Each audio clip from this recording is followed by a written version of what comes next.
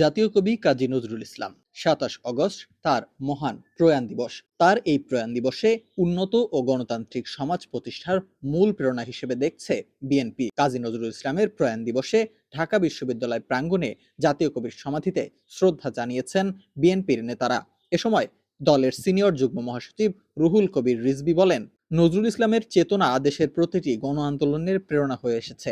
British বিরোধী আন্দোলন থেকে ২৪ সালের গণ অভ্যুত্থান পর্যন্ত সবসময় নজরুলের লেখা ছিল প্রাসঙ্গিক এবং আজও তা জাতির দিশাহীন অবস্থায় আদর্শই পথ প্রদর্শক হয়েছে।